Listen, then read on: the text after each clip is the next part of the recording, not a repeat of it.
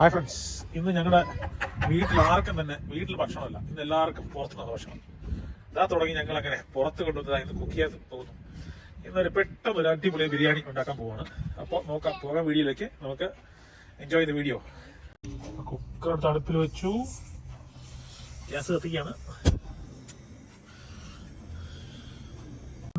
ബിരിയാണി ഉണ്ടാക്കാനുള്ള സാധനങ്ങളെല്ലാം തന്നെ ഇവിടെ എത്തിക്കഴിഞ്ഞു.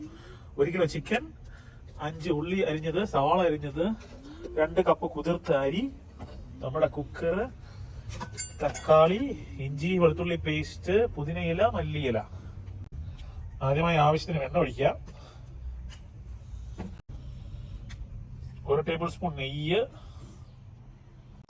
ഞാനിവിടെ ആവശ്യത്തിന് ഹോൾ സ്പൈസസ് ചേർത്ത് കൊടുക്കുന്നുണ്ടേ. നല്ല എണ്ണ തിളച്ചതിന് ശേഷം ആവശ്യത്തിന് ഹോൾ സ്പൈസസ് ഞാൻ ചേർത്ത് കൊടുക്കുന്നുണ്ട്.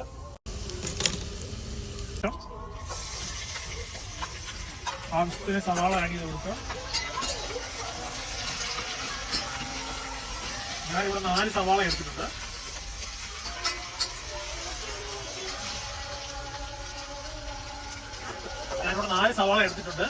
നന്നായിട്ടൊന്ന് ഗോൾഡൻ കളർ ആവുന്ന വരെ ഒന്ന് വഴണ്ട് വേണം.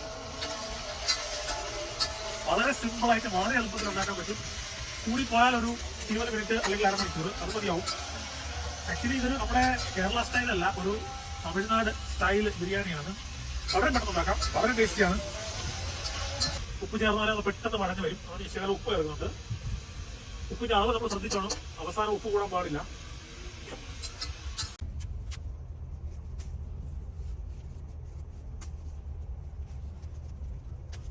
ഇപ്പം നമ്മുടെ സവാള നന്നായിട്ട് വഴഞ്ഞു വന്നിട്ടുണ്ട്. ഇപ്പോൾ ഇതിനകത്തോട്ട് ഞാൻ നമ്മുടെ ജിഞ്ചർ ഗാർലിക് പേസ്റ്റ് ആഡ് ചെയ്യാണ്.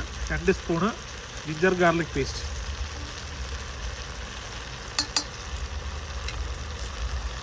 ഗാർലിക് പേസ്റ്റ് നന്നായിട്ടൊന്ന് വഴരണം.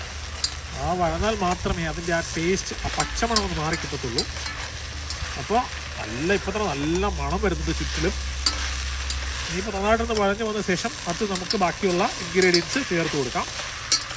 ഞാനിവിടെ പ്ലേറ്റിൽ എല്ലാ സ്പൈസസും എടുത്ത് വെച്ചിട്ട് ഒരുമിച്ചിടുകയാണ്.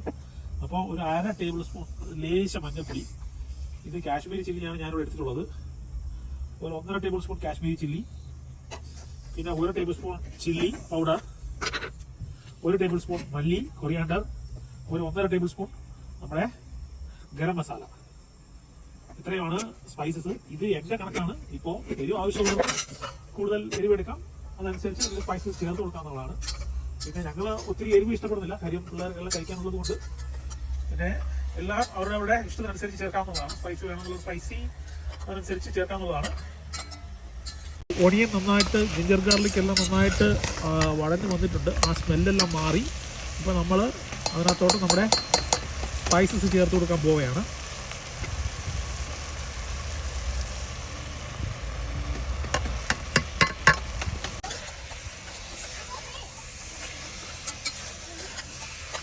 സ്മെല്ല് വരുന്നത് ഏരിയ മൊത്തം നല്ല സ്മെല്ലായിട്ടുണ്ട്. ആരെങ്കിലും ബിരിയാണി ചോദിച്ച് വരുമോ എന്നൊരു ഡൗട്ടുണ്ട് എനിക്ക്. നെക്സ്റ്റ് ഞാൻ ടൊമാറ്റോ ആഡ് ചെയ്യാണ്. ഞാനിവിടെ 3 ടൊമാറ്റോ എടുത്തിട്ടുള്ളത്. ടൊമാറ്റോ കൂടുതൽ ചേർക്കണമെന്നുള്ളത് ചേർത്ത് കൊടുക്കാം. വേണമെങ്കിൽ ഇതിന്റെ കൂടെ തന്നെ നമുക്ക് പച്ചമുളകും ആഡ് ചെയ്ത് കൊടുക്കാം. ഈ ടൊമാറ്റോ നന്നായിട്ടൊന്ന് വെന്ത് ചേരണം. അത് പിന്നീടായാലും വെന്ത് ചേർന്നോളും. കാര്യം നമ്മൾ എന്തായാലും കുക്കറിൽ ഒരു വിസിലടിപ്പിച്ചാണ് എടുക്കാൻ പോകുന്നത്. അതുകൊണ്ട് വെന്ത് ചേർന്നോളും. അതിനെക്കുറിച്ച് നമ്മൾ അധികം ടെൻഷൻ അടിക്കേണ്ട കാര്യമില്ല. ചെറുതായിട്ടൊന്ന് വഴഞ്ഞു വന്നതിന് ശേഷം, ചെറുതായിട്ടൊന്ന് ഉടഞ്ഞ് ചേരും. ആ വന്നതിന് ശേഷം നമ്മുടെ ഈ ഇലകളെല്ലാം ചേർത്ത് കൊടുക്കാം. അതായത് 1 പിടി പുതിന, നമ്മൾ ഇവിടുത്തെ പൊട്ടിച്ച കറി ലീവ്സ്, പിന്നെ മല്ലി ലീവ്സ്. ഇതെല്ലാം ഞാൻ അരച്ച് ചേർക്കാതെ അങ്ങനെ ചേർക്കാണ്. കാര്യം അതാണ് എനിക്കിഷ്ടം, അതാണ് കൂടുതൽ ടേസ്റ്റും.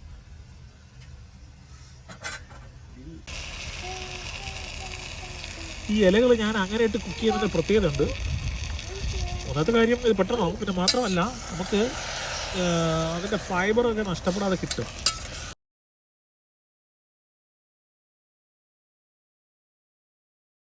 ഉപ്പ് ആഡ് ചെയ്യാണ്. ഉപ്പ് ലേശം കൂടുതൽ നിൽക്കണം. കാര്യം നമ്മൾ ചോറിൽ ഉപ്പിടുന്നില്ല. സോ ഇതുകൊണ്ട് നമുക്ക് ഉപ്പ് അത്യാവശ്യം കൂടുതൽ നിൽക്കണം. പക്ഷേ ഒത്തിരി കൂടാൻ പാടില്ല. കാര്യം ഉപ്പ് കൂടിയാൽ നമുക്കൊന്നും ചെയ്യാൻ പറ്റത്തില്ല.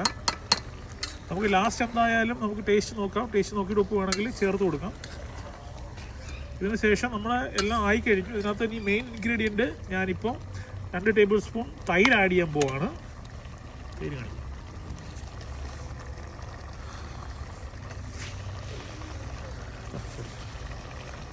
തൈര് ആഡ് ചെയ്യാൻ പോവാണ്. തൈര് ഒരു മെയിൻ ഇൻഗ്രീഡിയൻ്റ് ആണ്.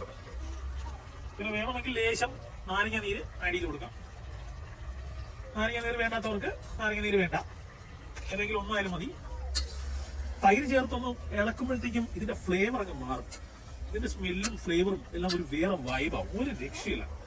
ഇവിടെ ചുറ്റി ഭയങ്കര സ്മെല്ല്. ഇതിന്റെ ആരോമയാണ് ഇതിന്റെ ഏറ്റവും പ്രധാനം. പിള്ളേർ തന്നെ ഇപ്പോൾ ബിരിയാണി എപ്പോൾ ആകും പപ്പ എന്ന് ചോദിച്ചു തുടങ്ങി. നോക്കാം, let's see how it will B.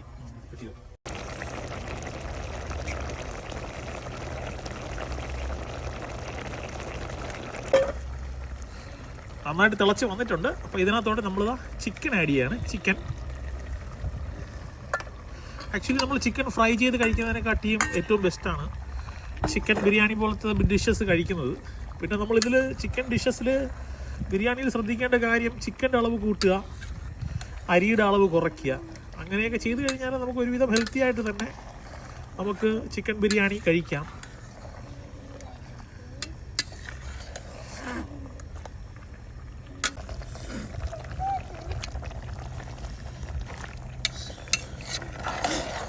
ഇതിനകത്ത് മെയിൻ കാര്യമെന്ന് പറഞ്ഞു കഴിഞ്ഞാൽ ഈ ചിക്കൻ ഒന്ന് നന്നായിട്ട് തിളയ്ക്കണം. നന്നായിട്ട് തിളച്ചതിന് ശേഷമാണ് നമുക്ക് ബാക്കി അരി ഇട്ട് കൊടുക്കാൻ. അരി എന്ന് പറഞ്ഞു കഴിഞ്ഞാൽ 2 hours കുതിർത്ത് വെച്ച അരിയാണ്. സോ പെട്ടെന്ന് വേഗം. ഇതിൻ്റെ ബിരിയാണിയുടെ പാകം ആണ് ഇതിൻ്റെ പ്രധാനം. പാകം തെറ്റിക്കഴിഞ്ഞാൽ ഒന്നിൽ ബിരിയാണി കുഴയും, അല്ലെങ്കിൽ ബിരിയാണി ബിരിയാണി വേഗില്ല. ഇതിൻ്റെ അരിയുടെ വേവാണ് ഇതിൻ്റെ മെയിൻ ഇമ്പോർട്ടൻറ്റ് പാർട്ട്. അതാ ചിക്കൻ്റെ വേവ് പെട്ടെന്ന് വെന്തോളും. സോ ചിക്കൻ ഏകദേശം വെന്ത് തുടങ്ങിയിട്ടുണ്ട്. അപ്പോൾ നമുക്ക് ഇപ്പോൾ ഇതിൻ്റെ ഉപ്പിൻ്റെ അളവ് നോക്കാം. ഉപ്പ് കുറവാണ്, ലേശം ഉപ്പൂടെ ആഡ് ചെയ്ത് കൊടുക്കാം.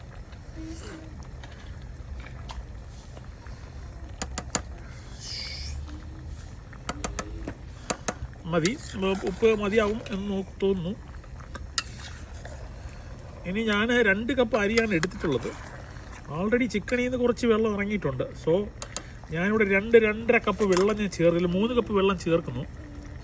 നമ്മൾ അരി അളന്ന കപ്പിൽ തന്നെ വെള്ളം എടുക്കുന്നതായിരിക്കും ബെറ്റർ. അപ്പോഴാണ് അതിൻ്റെ കാൽക്കുലേഷൻ കറക്റ്റ് ആവത്തുള്ളൂ.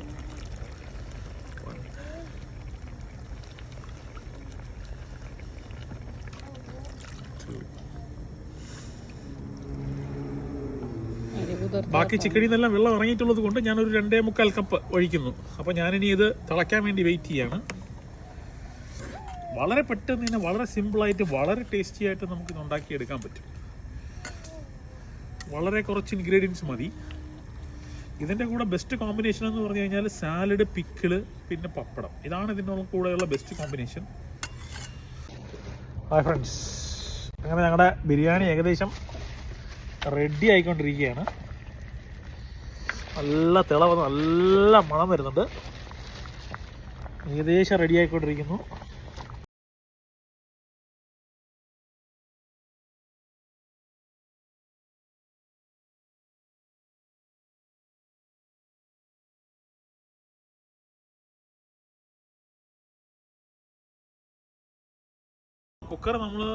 കുക്കറിൽ നമ്മൾ ഫുഡ് വയ്ക്കുമ്പോൾ ഫസ്റ്റ് എപ്പോഴും ആവി വന്നതിന് ശേഷം മാത്രമേ ഈ കുക്കർ വയ്ക്കാവൂ.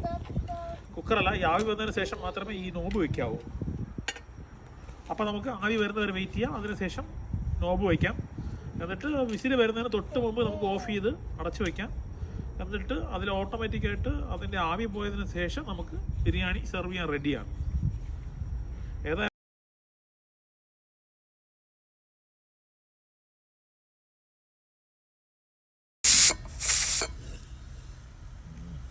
ഇപ്പോൾ നല്ല സ്മെല്ല് വരുന്നുണ്ട്. ബിരിയാണി ഏകദേശം ആവി വരാറായിട്ടുണ്ട്. അപ്പോൾ ഞാനിത് ഓഫ് ചെയ്ത് വയ്ക്കാൻ പോവുകയാണ്. ഹായ് ഫ്രണ്ട്സ്, ബിരിയാണിയുടെ ആവി പോകാനുള്ള കാത്തിരിപ്പാണ്. അപ്പോൾ നമ്മുടെ കുക്കർ ഓപ്പൺ ചെയ്യാൻ പോവുകയാണ്.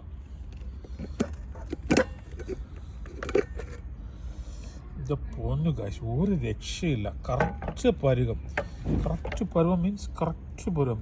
അതായത് ഒത്തിരി വെള്ളം ഒന്നും ബാക്കിയില്ല. ചിക്കനും റൈസും എല്ലാം നന്നായിട്ട് വെന്തിട്ടുണ്ട്. വളരെ ബ്യൂട്ടിഫുള്ളായിട്ട് വെന്തിട്ടുണ്ട്, നന്നായിട്ട്. ഒത്തിരി വെള്ളം ഒന്നും ഇല്ല, അരിയുടെ കറക്റ്റ് വേവാണ്. സോ ഗൈസ്, ഇന്നത്തെ ബിരിയാണി വളരെ സക്സസ്ഫുൾ, വളരെ യമ്മി. ആക്ച്വലി ഇപ്പം വായിൽ വെള്ളം വന്നുകൊണ്ടിരിക്കുകയാണ്. അപ്പോൾ ഓക്കെ ഫ്രണ്ട്സ്, അപ്പോൾ അടുത്തൊരു കുക്കിംഗ് വീഡിയോ ആയിട്ട് നമുക്ക് അടുത്ത ആഴ്ച വീണ്ടും കാണാം. Okay, bye bye. Stay healthy, stay happy.